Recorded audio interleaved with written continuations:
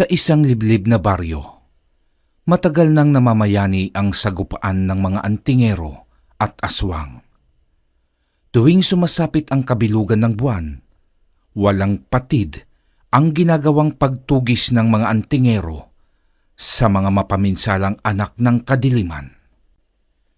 Isang gabi, 3 araw bago muling sumapit ang kabilugan ng buwan, ay nagpatawag ng pagpupulong si Damian, ang tumatayong pinuno ng samahan ng mga antingero at bagong halal na kapitan del baryo.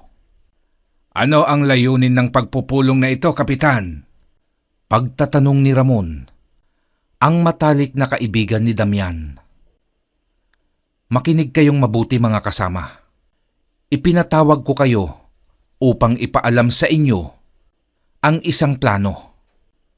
"Anong plano ho yun, kapitan?" tanong ni Goryo, isa sa mga antingero. "Makikipagkasundo ako sa pinuno ng mga gabunan. Gagawa ako ng isang kasunduan para magkaroon na ng katahimikan dito sa baryo." "Anong kasunduan, kapitan?" "Na hindi na sila mambibiktima ng sino man dito sa ating baryo. Kapalit nun, wala ding antingero ang papatay ng aswang. Wala nang magkakasakitan. Wala nang magbubuwis ng buhay." "Sigurado ka ba sa naisip mong plano? Alalahanin mo, Damian, tuso ang mga aswang. Hindi sila pwedeng pagkatiwalaan." "Naroon na ako, Ramon. Pero mga kasama, kailangan nating subukan ang ganitong paraan. Kung hindi magkakaroon ng kapayapaan sa pagitan ng tao at aswang, paano na ang ating magiging mga anak? Ang mga susunod na henerasyon? Nais niyo bang manahin nila ang ganitong nakakakilabot na kaguluhan?" Napakibit-balikat na lamang si Ramon. Kilala niya ang kaibigan. Hindi na nito babawiin o babaguhin ang kanyang plano.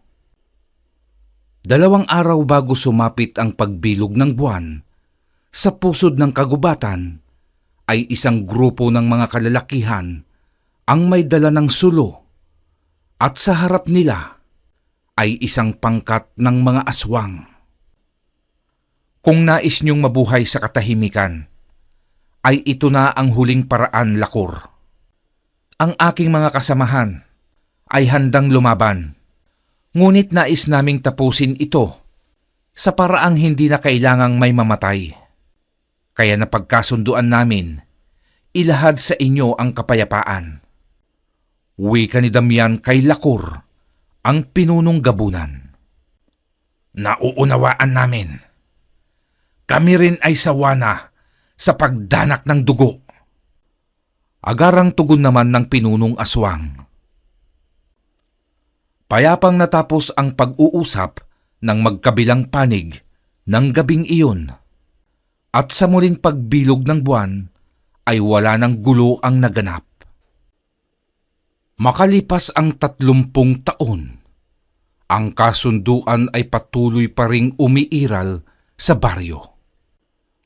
Ang grupo ng mahuhusay na antingero ay matatanda na, at ang iba ay nangawala na sa mundo.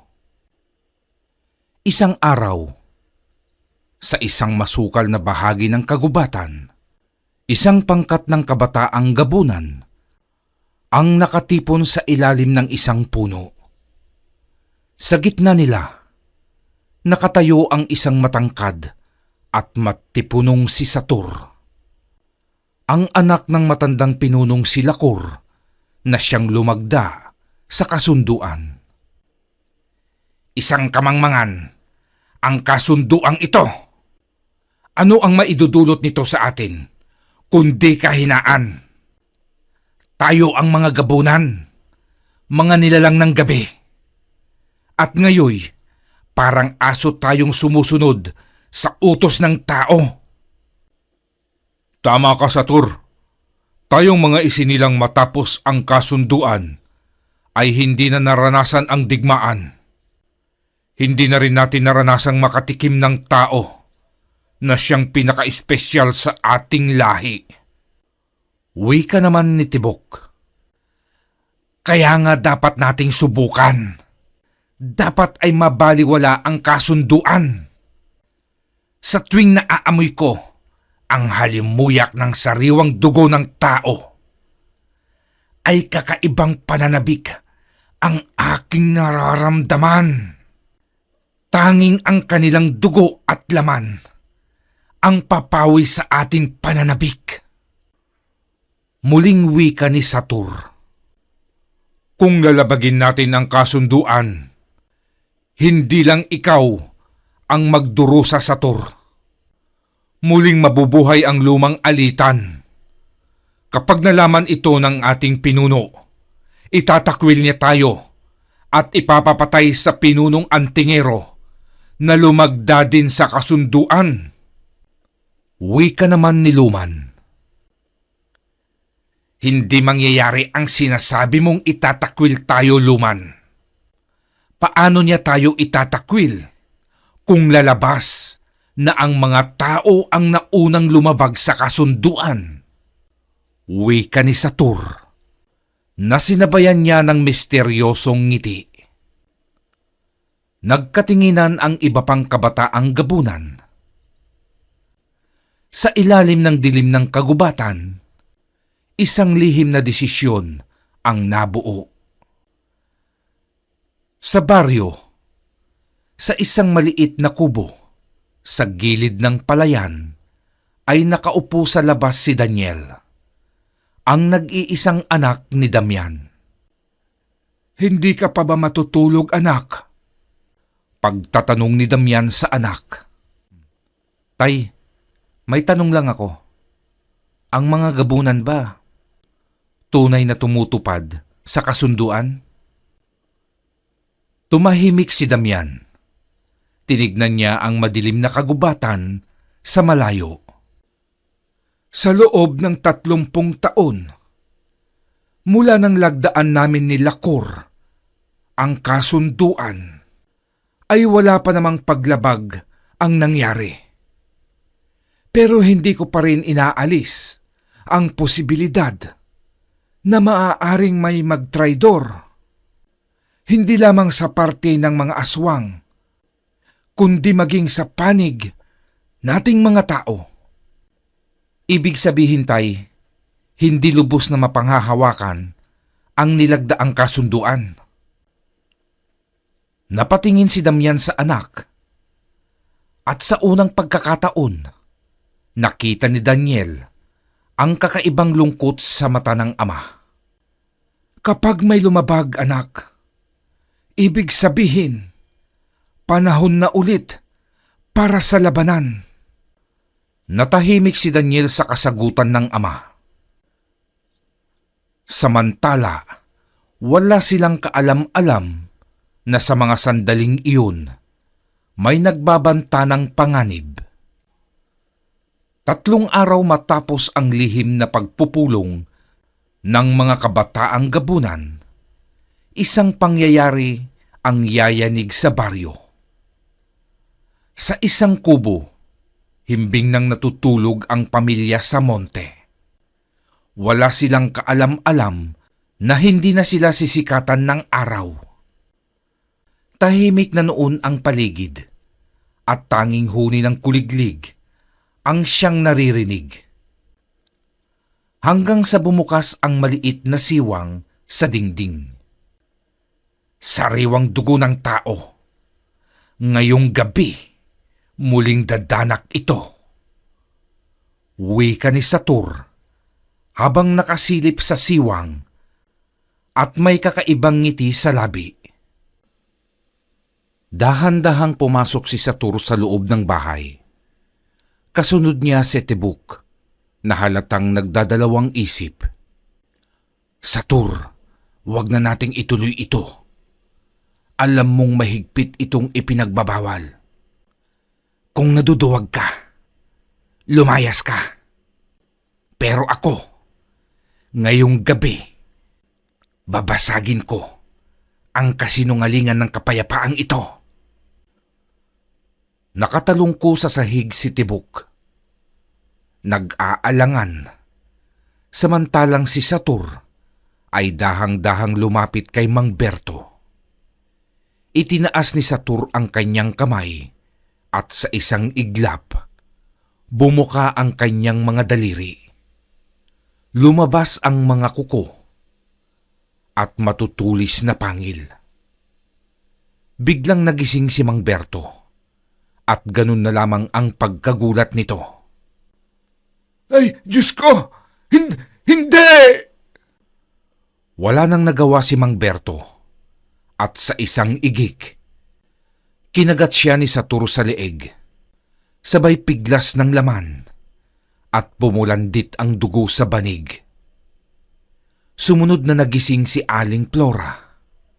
Ngunit bago pa ito makasigaw, isang matulis na kuko ang bumaon sa kanyang lalamunan. Bahagyang napaatras si Tibok. Hindi niya inakala na ang plano ni Satur ay tunay na magiging madugo. "Anong ginawa mo, Satur?" bulong ni Tibok. Nang magising ang mga bata, ay natakot ang mga ito at nagsimulang magsiiyakan. Napatingin sa mga bata si Satur at sa kanyang mga mata, hindi sila tao, kundi isang pagkain lamang. Sa di kalayuan, isang lalaki ang nakakita ng madugong pangyayari. Siya si Mang Karyo, ang matandang mangingisda na kararating lamang mula sa ilog. Nakita niya ang mga aswang, ang dugo sa mga labi ng nilalang. "Aswang! Mga kapitbahay! Magsigising kayo! May aswang sa bahay ni Berto!" Sigaw ni Tandang Karyo. Ang sigaw niyang yun ang gumising sa buong baryo. Nagkaroon ng kaguluhan. Naglabasan ang mga tao. May hawak silang sulo, itak at sibat. Hindi nila alam kung ano ang nangyari. Ngunit isang bagay ang malinaw sa lahat. May aswang na pumatay ng tao. Nagising naman si Daniel sa ingay ng paligid. Agad siyang tumayo at lumabas ng bahay. Doon ay nakita niya ang ama na may hawak na sibat, ang sagradong sibat ng kanilang lahi. "Tay, ano ho ang nangyayari?" "May lumabag sa kasunduan, anak. At kung totoo nga, muling mabubuhay ang labanan ng tao at aswang." Sa unang pagkakataon, nakita ni Daniel ang matinding determinasyon sa mata ng kanyang ama. Matagal na niyang alam ang tungkol sa kasunduan, pero ngayon lang niya naramdaman ang tunay na kahulugan nito. Nakabalik si Satur at Tibok sa kanilang kuta sa kagubatan. Ngunit hindi lahat ng aswang ay masaya sa kanilang ginawa. Sa harapan nila ay nakatayo ang kanilang pinuno, si Lakor, ang ama ni Satur. "Anong kaguluhan ito, Satur?"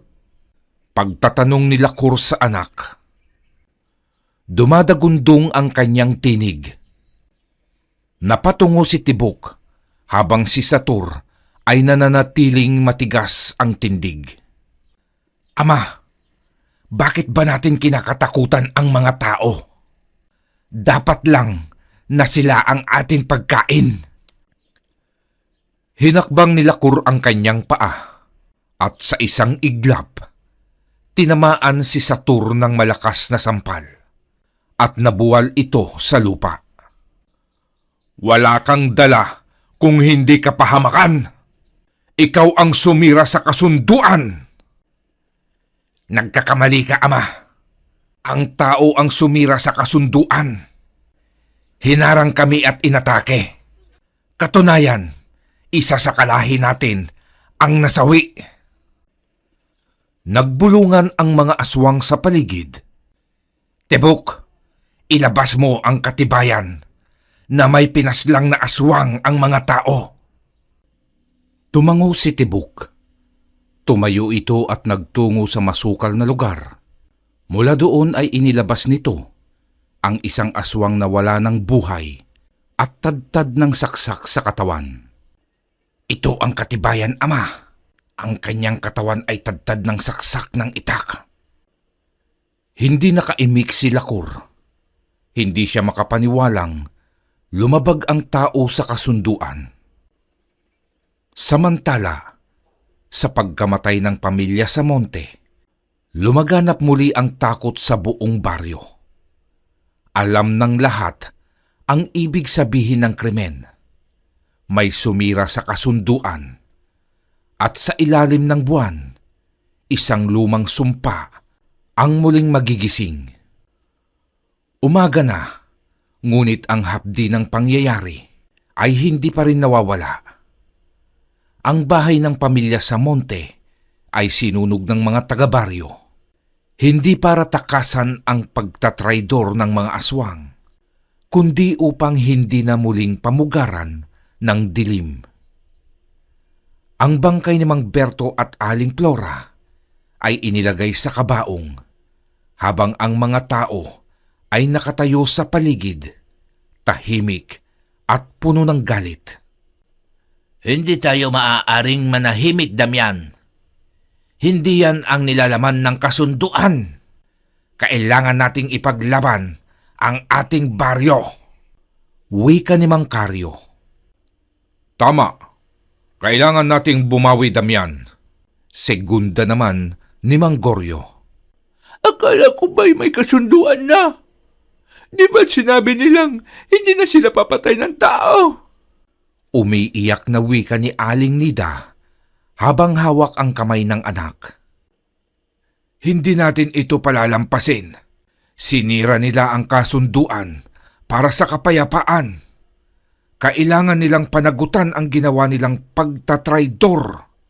Wika ni Mang Damian. Nagkatinginan ang mga tao. Matagal nang tahimik si Damian, ngunit ngayong nagsalita ito, naramdaman nilang may dapat silang gawin. Tay, kung may lumabag, ibig sabihin, wala nang bisa ang kasunduan. Tanong ni Daniel sa ama. Oo anak, ibig sabihin nito ay panahon na upang muling bumangon ang mga antingero. Dahil sa utos ni Damian, isang lihim na pagpupulong ang naganap. Muling nagtipon ang mga natitirang antingero sa baryo. Mga matatanda at ilang kabataan na nakatanggap ng turo sa pangangalaga ng kanilang lahi. Halos kakaunti na lamang sila, ngunit sa kanilang dugo ay nananatili ang sinaunang sining ng pakikipaglaban sa dilim. Ang mga antingero ay matagal nang hindi kumikilos. Pinilit nating manahimik dahil sa kasunduan. Ngunit ngayong nasira na ito, hindi na natin maaaring ipikit ang ating mga mata. Ang sino mang lumabag sa kasunduan ay dapat bayaran ang kanyang ginawa. Sigaw ni Damian. Kung maghahanda tayo, kailangan natin ng mas matibay na sandata. Matagal ko nang inihanda ang mga itak na ito. Wika ni Mang Oyong, dating antingero, na ngayoy isang panday sa baryo. Nagpakita si Mang Oyong ng isang kumpul ng nagtutulisang itak. Mga sandatang sadya niyang ginawa para sa pakikipaglaban sa mga gabunan. Tay, anong gagawin natin? Tanong ni Daniel. Maghanda ka anak. Una, kailangan nating malaman kung ang angkan ba ni Lakur ang gumawa nito. Sa palagay mo, kaya mo bang magmanman sa kagubatan? Oho itay, kaya ko. Sige, ikaw ang itatalaga ko. Huwag mong kalilimutan ang ibinigay kong anting-anting. Eto tay, suot ko. Paano, aalis na ako? Sige anak, Mag-iingat ka. Nagtungo ng kagubatan si Daniel at habang naglalakad siya, ay nakarinig siya ng mga boses sa likod ng makakapal at matataas na damo. Marahan siyang lumapit at maingat niyang hinawi ang mga damo. At sa kanyang pagsilip ay nakita niya si Satur nakatayo sa isang mataas na bato. Pinagmamasdan ang baryo mula sa malayo. At sa kanyang tabi ay si Tibor, nakatingin sa malayong bundok na parang may kinikimkim na takot. Hindi mo ba nararamdaman, Satur? Hindi titigil ang mga tao hanggat hindi nila nalalaman kung sino ang may gawa ng pagpatay sa kanilang kalahi. Ang amoy ng dugo ay hindi na nila yon makakalimutan. Wika ni Tibok, hayaan mo silang maghanap. Kapag dumating sila rito, sisiguruhin kong sila mismo ang magiging pagkain natin. Tugon naman ni Satur. Napaigik si Tibok. Alam niyang hindi basta-basta ang mga antingero. Nagkamali tayo, Satur. Hindi pa huli ang lahat kung aaminin natin ang ating kasalanan sa ating pinuno. Baka may magawa siyang paraan upang ituwid ito. Biglang humarap si Satur kay Tibok. Ang kanyang mga mata ay nanlilisik. Huwag kang maging mahina, kaibigan. Hindi na tayo dapat sumusunod sa kasunduan. Ang mga katulad nating gabunan ay hindi nilikha upang magtago. Ang tanging kailangan para patunayan ang ating lakas ay ang muling ipakita ang ating tunay na anyo sa kanila. Sa narinig ni Daniel, ay mabilis na siyang tumakbo pabalik ng baryo. Habang hinahabol siya ng kanyang sariling hininga, isang bagay ang sigurado niyang narinig at nakita. Alam na niya kung sino ang pumatay sa pamilya sa monte. Alam na niya kung sino ang unang gabunang kakalabanin nila. Pagdating ni Daniel sa bahay, ay naabutan niya ang ama na kasalukuyang kausap ang ilang antingero. Tay, alam ko na kung sino ang lumabag sa kasunduan. Si Satur, ang anak ni Lakur.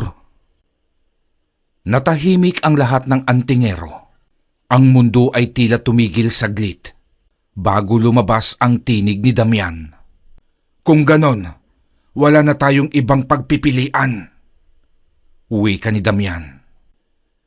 Sa unang pagkakataon, sa loob ng 3 dekada, muling nagtipon ang mga antingero. Naghanda sila para sa isang labanang hindi na maiiwasan. Naghanda ng isang batyang may lamang tubig si Damian. Ibinuhos doon ang banal na langis, katas ng bawang at dinikdik na paminta.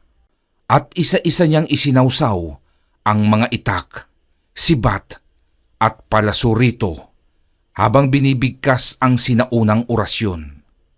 Sa bisa ng liwanag ng araw at alab ng apoy, sa lakas ng hangin at ulan, bigyan kami ng patnubay upang labanan ang dilim.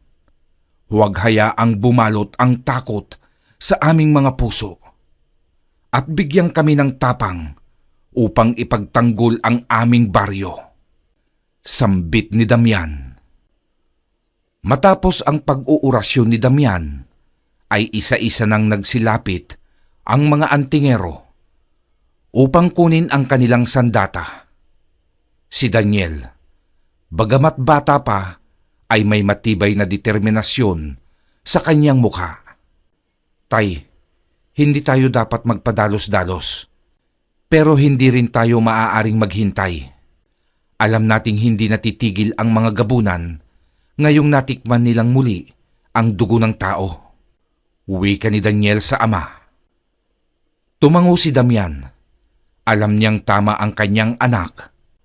Ang paglabag ni Satur sa kasunduan ay nagbukas ng pintuan para sa iba pang aswang na muling mangdagit. Hindi na natin sila bibigyan ng pagkakataong makapatay pa ng iba. Wawasakin natin ang pugad nila. Wika ni Mang Simon.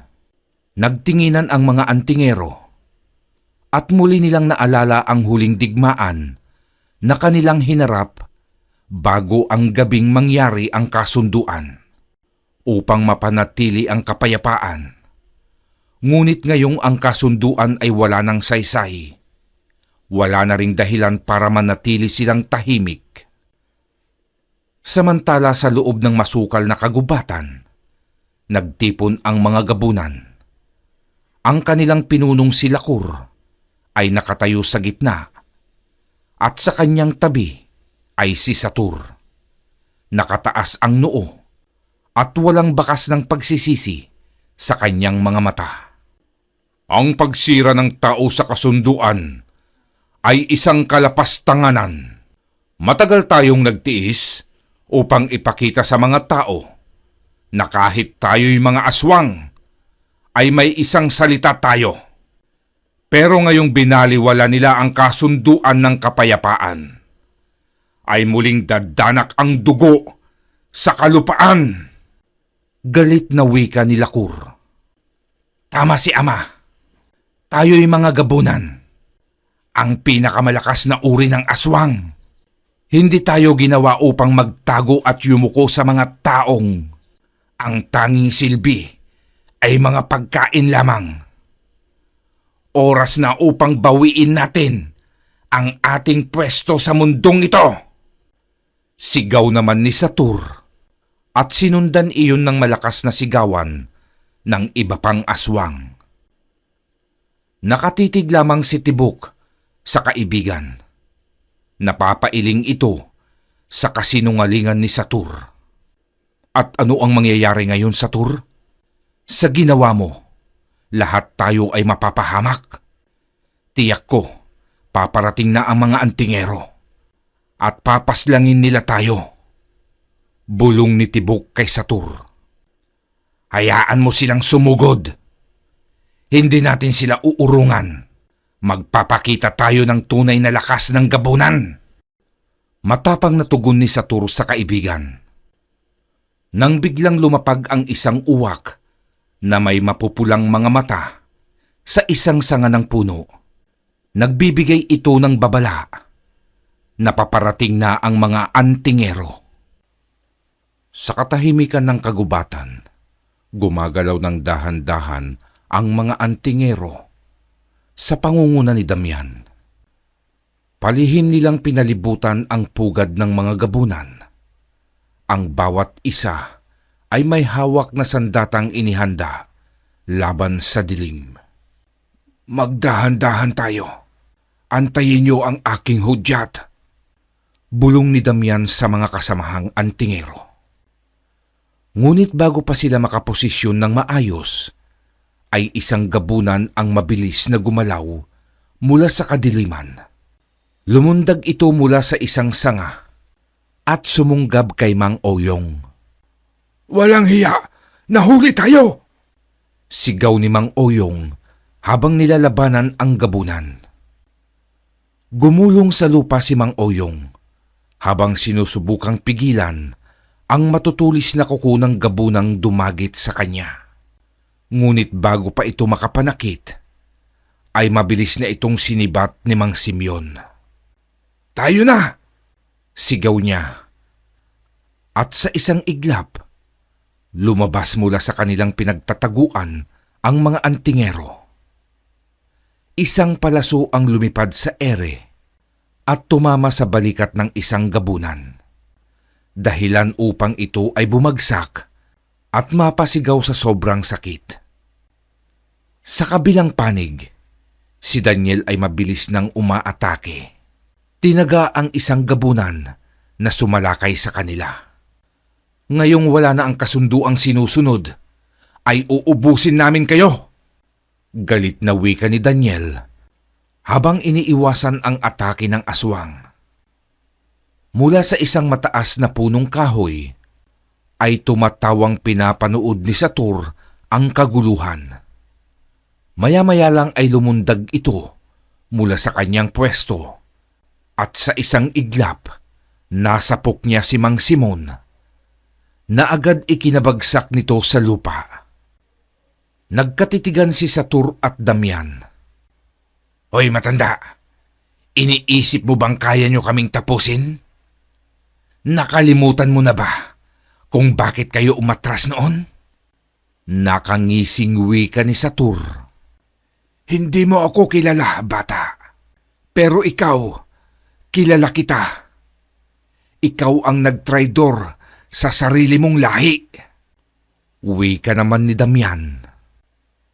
Napaangat ang kilay ni Satur at sa unang pagkakataon, nagpakita siya ng pag-aalinlangan. Ngunit bago pa siya makasagot, isang putok ng baril ang umalingaw-ngaw at isang balang binasbasan ng dasal at binabad sa asin ang bumaon sa kanyang tagiliran. Napasigaw sa sakit si Satur at napaluhod ito sa lupa. Nagulat ang ibang gabunan. Hindi nila inaasahan na handa ang mga antingero sa ganitong labanan. At sa takot, ang ibang gabunan ay nagsimulang umatras at iniwan si Satur sa gitna ng digmaan. Paikutan nyo! Huwag niyong hayaang makatakas ang lumapastangan sa kasunduan! Sigaw ni Damian. Habang nakapaikot ang mga antingero at nakahanda ng igawad ang kamatayan kay Satur, ay isang malakas na pag-uga ng lupa ang naramdaman nila. At mula sa likuran, ay lumabas mula sa kagubatan si Lakur. Sa kabila ng kadiliman ng gabi, nagbabaga ang mga mata ng matandang gabunan. Ang kanyang presensya ay nakakapanindig balahibo. Nakatayo sa kanyang harapan si Damian na hindi natinag at nananatiling matatag. Hindi ba't nagkasundo tayo, Damian? Hindi ba't pinili nating panatilihin ang kapayapaan sa halip na pagdanak ng dugo? Wika ni Lakur sa malalim na tinig at puno ng hinanakit. Tama ka, Lakur. Parehas nating pinili ang kapayapaan. Pero sino ang lumabag sa kasunduan? Ang tao ba? Hindi. Ang anak mo na hayok sa dugo naming mga tao ang nagdala ng gulo at hindi namin ito palalampasin. Sinungaling. Isa sa inyong mga tao ang sumira sa kasunduan. Pinatay niyo ang isa sa amin. Huwag kang gumawa ng kwento, Lakur. Huwag mong baliktarin ang sitwasyon. Bakit hindi mo tanungin ang anak mo? Napatingin si Lakur sa anak na noon ay nasa gitna ng mga nakapaikot na antingero. Huwag kayong maniwala sa kanila, ama. Nagsisinungaling ang matandang yan. Hoy, tanda, aminin mo, pumatay kayo ng aswang, hindi ba? Sinungaling ka, Satur. Dinig na dinig ko ang usapan niyo ni Tibok. Kayong dalawa ang pumasok sa bahay ng mga samonte at walang awa niyo silang pinatay. Pagsabat ni Daniel. Sinungaling! Walang katotohanan ang sinasabi mo, Daniel. Huwag kang gumagawa ng kasinungalingan, batang mangdirigma. Kitang-kita ng dalawa kong mata ang bangkay ng isa naming kalahi at tad-tad ito ng saksak. Bakit hindi mo tanungin si Tibok? Kasama siya ng iyong anak na sumira sa kasunduan. Nilingon ni Lakur si Tibok. May katotohanan ba ang ipinaparatang nila sa inyo, Tibok? Magsabi ka ng totoo! Sigaw ni Lakur na siyang ikinataranta ni Tibok. Opo, Pinuno. Kami ang pumasok sa bahay ng pamilyang yun. Pinipigilan ko noon si Satur, ngunit hindi siya nakinig sa akin. Wala na akong magawa, kundi panoorin na lamang si Satur, habang pinapaslang at kainin niya ang buong pamilya. Siya rin ang pumatay sa kalahi natin upang ibintang sa mga tao ang paglabag sa kasunduan. Paghahayag ni Tibok. Walang hiya ka, Tibok! Traidor ka! Papatayin kita! Sigaw ni Satur. Manahimik ka! Isa kang lapastangan. Isa kang swail na anak, Satur. Dahil sa ginawa mong yan, ay itinatakwil kita. Damian, kahit na kami ay itinuturing yung salot, ay may isa akong salita. Nagkasala ang aking anak, kaya nararapat siyang parusahan. Masakit man para sa akin bilang isang ama. Ngunit kailangang maituwid ang mali. Kayo na ang bahala sa kanya. Wika ni Lacour at tumalikod na itong umalis kasama ang iba pang gabunan. Duwag ka, ama! Bakit mas kinakatigan mo ang walang kwentang kasunduan kaysa sa sarili mong anak? Duwag kang pinuno! Wala kang kwentang ama! Galit na sigaw ni Satur. Ngunit hindi na siya nilingon pa ni Lacour at diretsyo na itong umalis. Sa pagpapaubaya ni Lacour sa kanyang anak, ay napatunayan ng mga antingero na kahit isang halimaw ang pinuno ng mga gabunan, ay may isang salita ito. At pinapahalagahan niya ang kasunduan kahit pa marami sa mga kalahi nito ang tumututol. At upang mapatunayan ang pagkakaroon ng palabra de honor, ay hindi niya kinonsinti ang anak. Ngunit hindi naging daan iyon upang palayain ng mga galit na antingero si Satur. Dahil sa kanyang kasakiman, ay nilabag niya ang kasunduan para sa kapayapaan. Dapat maparusahan ang nagkasala upang hindi na pamarisan ng iba. Nang akma ng igagawad ang kamatayan para kay Satur, ay mabilis nitong hinugot sa kanyang tagiliran ang isang sandatang gawa sa pangil at sinaksak ang kanyang sariling dibdib. Kung mamamatay ako, isasama ko kayong lahat! Wika ni Satur.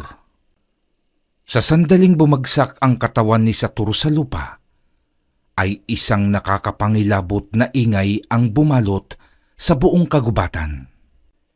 Isang itim na usok ang biglang sumambulat. Isang sumpang matagal nang nakakadena sa lahi ng mga gabunan. Isang malademonyong anyo ang unti-unting bumangon mula sa bangkay ni Satur. Ang anino ay bumangon na parang isang halimaw mula sa kailaliman. Ang lupa ay nagsimulang yumanig at ang mga puno sa paligid ay unti-unting nalalanta. Napatigil ang pangkat ni Lahur at bakas sa kanilang mukha ang takot. Sa harap ng lumalagong kadiliman, walang magawa ang mga antingero kundi lumaban. Itinaas ni Damian ang kanyang tungkod at isang liwanag ang lumabas mula rito. Pilit na pinipigilan ang paglaganap ng itim na sumpa.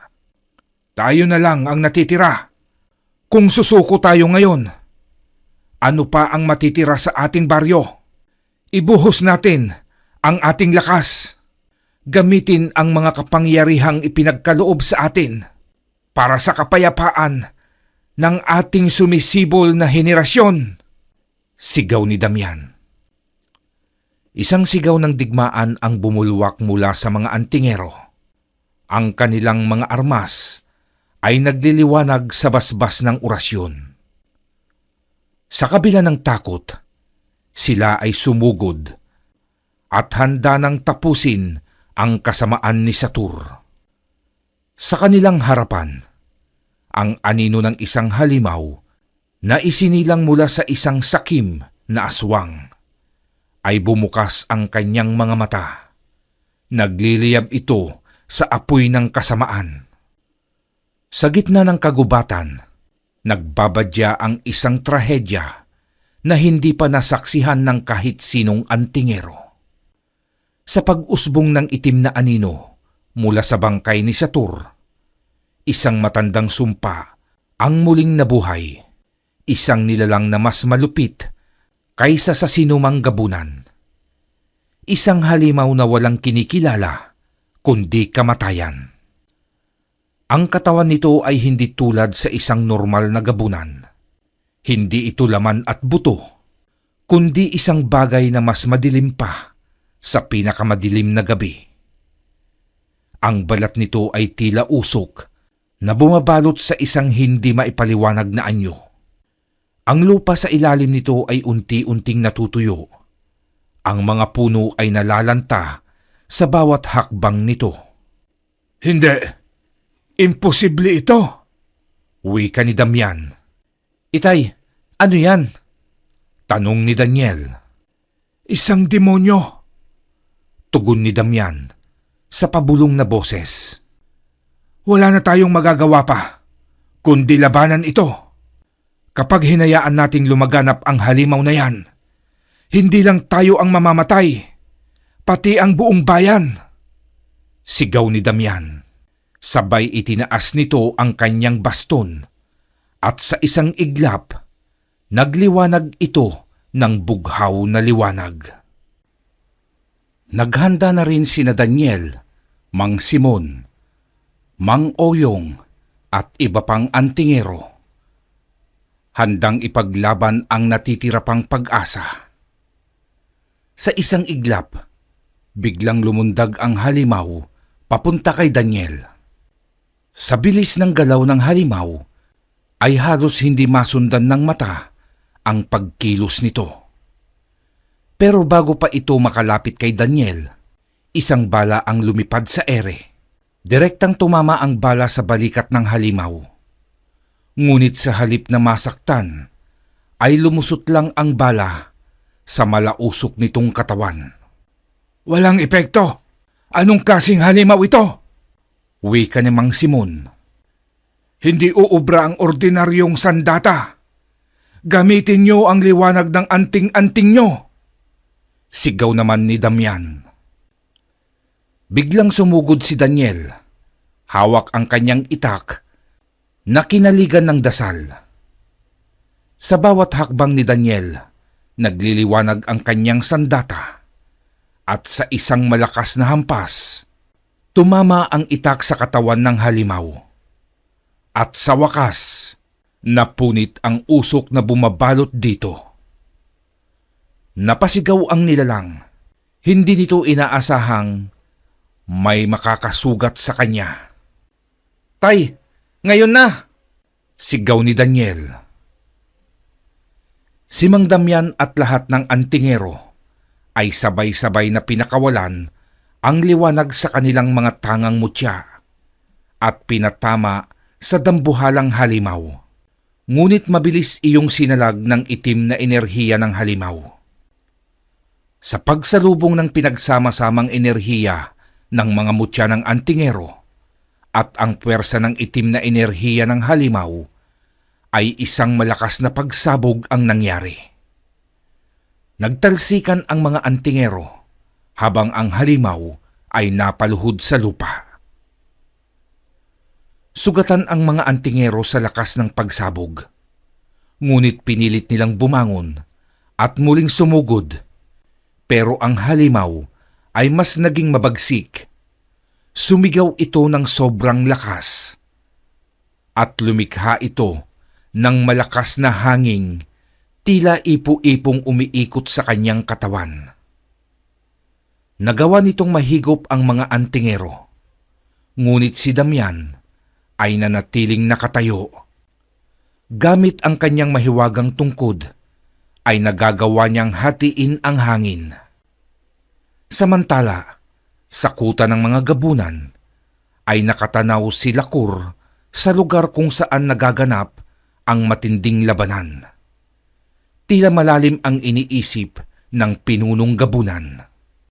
May paraan pa, ngunit kailangan kong magbuwis ng buhay.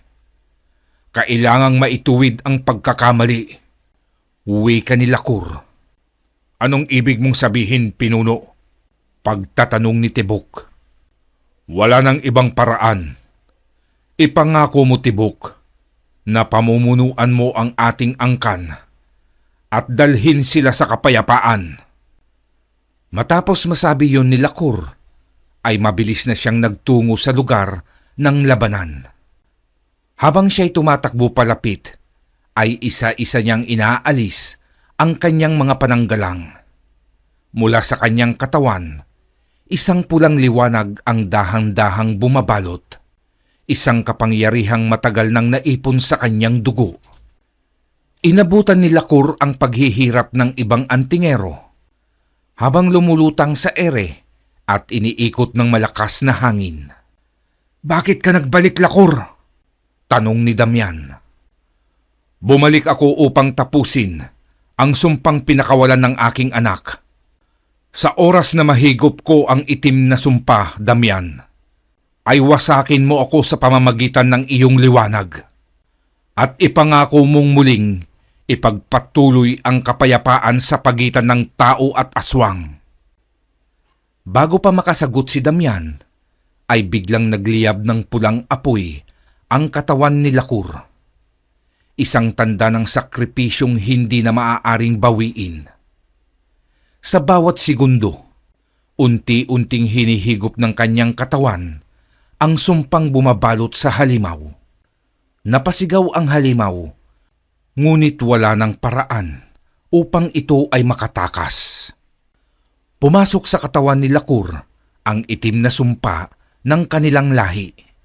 Napaluhod ito sa lupa at pilit pinipigilan ang pagwawala ng halimaw sa loob ng kanyang katawan. Damian, ngayon na! Sigaw ni Lakur. Pinakawalan ni Damian ang bughaw na liwanag mula sa kanyang tungkod at direktang ipinatama sa dibdib ni Lahur. Pumasok sa loob ng katawan ni Lahur ang bughaw na liwanag at hindi nagtagal ay sumambulat ang katawan ng pinunong gabunan. Wala nang natirang bakas ng sumpa. Tahimik na bumagsak sa lupa sina Daniel, Simon, Oyong at iba pang antingero. Habol ang kanilang hininga. Humahangos namang dumating ang mga gabunan sa pamumuno ni Tibok. Nasaan ang pinuno? Pagtatanong ni Tibok. Wala na ang inyong pinuno. Ibinuwis niya ang kanyang buhay upang wakasan ang sumpa na pinakawalan ni Satur. Hindi niya hinayaang lumaganap ang kasamaan. Tugon ni Daniel. Lumipas ang ilang buwan mula nang matapos ang matinding labanan. Unti-unting bumalik sa katahimikan ang kagubatan. Ngunit ang sugat ng digmaan ay hindi madaling maghilom. Sa pangalawang pagkakataon, ay muling nagkaharap ang mga natitirang gabunan at mga antingero upang pag-usapan ang hinaharap ng kanilang mga lahi. Sa ilalim ng isang malaking puno, nagtipon ang dalawang panig, ang mga antingero na pinamumunuan na ni Daniel at ang gabunan sa pamumuno ni Tibok. Tahimik ang lahat, nangingibabaw ang kaba at pananabik. Sa mahabang panahon, tayo'y naging magkaaway, nagpatayan. Ngunit nakita natin ngayon kung saan tayo dinala ng ating galit. Nawalan tayo ng mga mahal sa buhay. Ngayon ay iminumungkahi kong muli na ipagpatuloy natin ang kasunduan para sa kapayapaan. Wika ni Daniel. Nagsimulang maglakad si Daniel palapit kay Tibok. Hawak ang mahiwagang tungkod ng kanyang ama. Marami ang galit pa rin sa inyo, pero nakita natin kung papaano ibinuwis ng inyong pinuno ang kanyang buhay para sa kapayapaan ng lahat. Hindi niya hinayaang lumaganap ang sumpang dala ng isang gabunang nagkamali. Kaya nararapat lang na bigyan natin ng bagong pagkakataon ang kasunduang nasira. Muling wika ni Daniel. Napalunok si Tibuk. Alam niyang hindi ito magiging madali. Kahit sa mga nalalabing gabunan, dahil marami pa rin ang hindi sang-ayon sa pakikipagtulungan sa mga tao. Ngunit ito na lamang ang natitirang paraan upang matiyak na hindi na muling uusbong ang madilim na nakaraan. Kung nais niyong ayusin ang ugnayan natin, handa akong makipagtulungan. Pero hindi sapat ang salita. Kailangang ipakita nating kaya nating magtiwala sa isa't isa. Tugon ni Tibuk. Nagtinginan ang mga antingero. Alam nilang mahirap ang panukala ni Tibuk, pero wala silang ibang pagpipilian kundi subukan. Makalipas ang ilang linggo, isang pambihirang tanawin ang nasilayan sa baryo. Ang mga gabunan at mga tao ay magkakasamang nagtatayo ng isang bagong tahanan sa gilid ng kagubatan. Hindi na lamang ito isang baryo ng tao o isang pugad ng aswang, kundi isang lugar kung saan kapwa maaari silang mabuhay ng payapa. Dahan-dahang natutunan ng mga gabunan ang pamumuhay kasama ng tao. Ang ilan sa kanila, gamit ang kanilang likas na kakayahan, ay tumutulong sa pagsasaka sa pamamagitan ng pagpapabuti sa lupa at pananim. Samantala, ang mga antingero naman ay tinuturuan ng ilang gabunan kung papaano lalabanan ang mas masamang nilalang na maaaring dumating sa hinaharap. Sa loob ng baryo maririnig ang halakhakan ng mga batang anak ng tao at gabunan na magkasamang naglalaro. Isang bagay na kailanman ay hindi maiisip na mangyayari. Ang kasunduan ay hindi na lang isang piraso ng papel o isang sumpa sa pagitan ng dalawang lahi. Ito ngayon ay isang tunay na ugnayan, isang pagkakaibigang binuo mula sa sakripisyo at pagsusumikap. At mula sa kalayuan, isang malamig na simoy ng hangin ang dumaan sa kagubatan. Waring isang pahimakas mula sa isang kaluluwang tahimik ng namamahinga. Wakas. Shout-out time naman po tayo mga mahal kong kakilabot. Shout-out po sa lahat ng kakilabot subscriber. Shout-out din po sa lahat ng ating kababayang OFW sa iba't ibang bahagi ng mundo. Shout-out din po kina kakilabot J. Ber Gonzales, Bioli Liharso from Cavite, Dina Divina Gracia, Miss Carmelita Pruna from Dubai, Charlene Gumansing from Muscat, Oman, Emmanuel Escobar from Laguna, Dear Friend, Michael Marcelo, Miss Miriam Leibelt, Jenny Mangublanan, Chino Panoy, Hazel Concepcion, Jose Malate, Marisa Pinca, Debbie Gisihan, Delia Joksing, Milagrosa Luke from Hong Kong, Noel Arnaldo, Jimmy Payot, Nida Kiambao from Kuwait, Tita Sareno, Edwin Jan Hau, Elsa Gonzalez from China, Nimuel Catalunya, Peter Gaso, Ellen Kiano, James Mark, Cherry Mukbang ASMR, Balanlay Family from Barangay Talolora, Palapag, Northern Samar.